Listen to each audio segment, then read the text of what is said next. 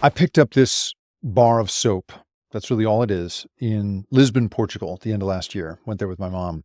We went to this incredible store that sold this just extraordinary variety of beautiful things. And I want to open this with you and think together about both how beautiful it is and what it represents about dictatorship. So if you don't know, and I didn't know before I went to Lisbon, between the 1920s and the 1970s, for more than 4 decades, that country lived under a fascist dictatorship.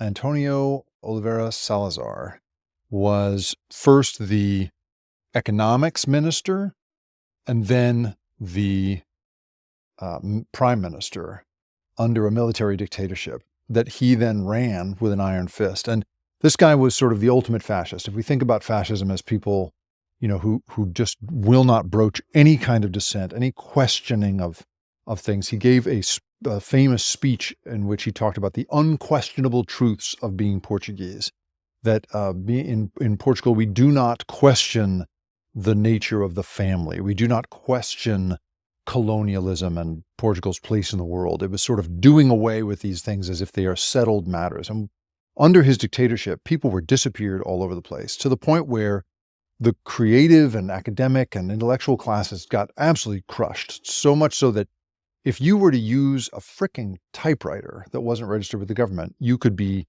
dimed out by a bufo, an informant, and then the PDA, the secret police, would come and get you, and you'd be shipped off to some colony and die there and never see your family again. I picked up this piece of this soap, not knowing this history really.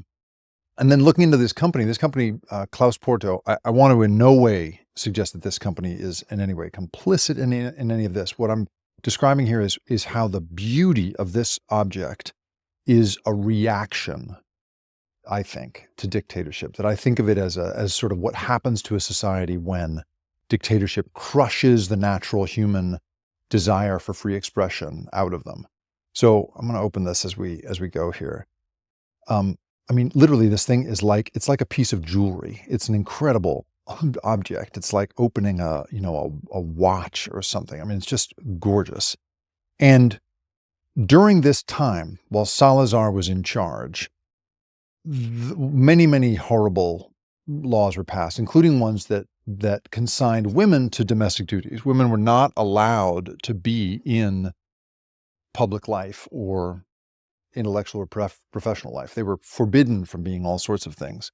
And as a result, this whole, they were supposed to be in the home, just sort of taking care of the kids and cleaning. And as a result, a whole world of sort of domestic worship became part of the design vernacular in Portugal, so that over and over again, and to this day, they sell these gorgeous packaged soaps for cleaning and all of this stuff. And to me, I just think of these as, and there's a whole amazing tile work sort of tradition there.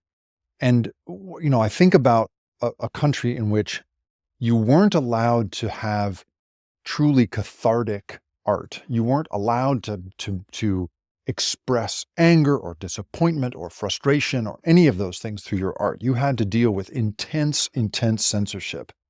And so if you are a beautifully creative person, as Portugal has an incredible history of being, you can't do any of that through any kind of genuine outrage you might have about the dictatorship. But you can pour yourself into this kind of acceptable decorative art. And so this incredible history of decorative art, this tradition and industry of it, has become this part of Portuguese culture and identity. And this company, Claus Porto, which makes this beautiful soap, check this out, look at this. You take it out and it's beautifully hand wrapped in wax paper. And even the way that the rope is wrapped is like a piece of jewelry. And then you pop it open and there it is, It's soap on a rope, right? I mean, this could be in the United States a very mundane thing, but they just make it absolutely beautiful. Also, this whole room smells beautiful now that I've opened this. And, it is just this gorgeous piece of design. But this is all you were really allowed to do, right? So when you look at the incredible tradition of, toy design and graphic design and all of these incredible pieces of decorative art, these pieces of soap laid out like jewelry in this store. On the one hand, I look at that and I think, wow, beautiful, amazing. On the other hand, I think, man, these were people who could not express themselves in any other way. And when I think today about what it is to be in this crazy moment where, we're seeing, some very scary behavior on the part of the people at the top of this country, and we're seeing traditional critics of that kind of thing being very quiet about that. And then we have something like the Oscars at the same time, where we lean into the celebrity and the beauty and this sort of acceptable creativity. And and that becomes kind of the focus for the night. There's an escapist quality to it that I dig. Like, I understand it. I lose myself in video games. I lose myself in beauty and museums and so forth. Like, I nerd out on architecture really hard. And these are ways of sort of losing oneself, getting away from the distractions of how sort of big a political moment we are in, where we're like turning our backs on our allies and we're talking about, invading Greenland and, all kinds of stuff. But I think about this and I think, wow, if this is sort of a mark of the kind of creative beauty that results from a group of people crushed under an oppressive regime. And I just want to sort of I'm marking for myself, and I want to mark for you the possibility that in the coming years, we should just be sensitive to the idea that when really beautiful distractions like this come along, they are distractions. And it's something to watch out for as we think together about sort of what the country is doing and how we want the country to be. It's a mark of something, I would say, not fully healthy and fully formed in the creative spirit of a nation. And so, when I think across acceptable forms of artistic expression under an authoritarian regime, I think about the decorative arts. I think about furniture design. I think about, a nice lipstick. I think about, these sort of comforting, distracting forms of aesthetic pleasure that at the same time don't tolerate, or don't include other forms of expression. I don't know about you, but for me, popular music these days, there's a handful of people trying to do, very, political expression, for instance, through music.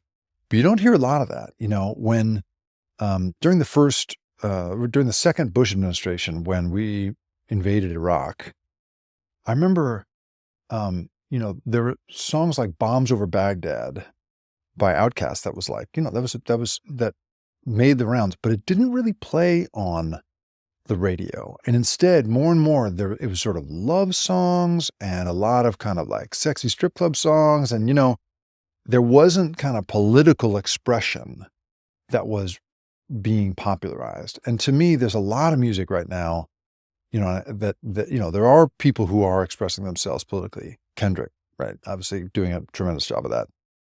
But there's not as much of that as you might want or hope. So I'm just thinking about the broad appetite, the commercial appetite for distraction and comfort. Mos Def once was forced in an interview to Yassine Bey was asked what he thought of Drake's music, and he very reluctantly said it reminds me of shopping. And I feel like there's a kind of shopping art that I feel like is going to be part of our future that we need to watch out for, because I think it is beautiful smells great, it looks great, it's really fun to unwrap, but it's a distraction. So let's learn from the people who have done this before about the intoxicating, numbing quality of acceptable expression as compared to the sharp, incisive, protest-driven art that I think is probably more necessary in this coming phase.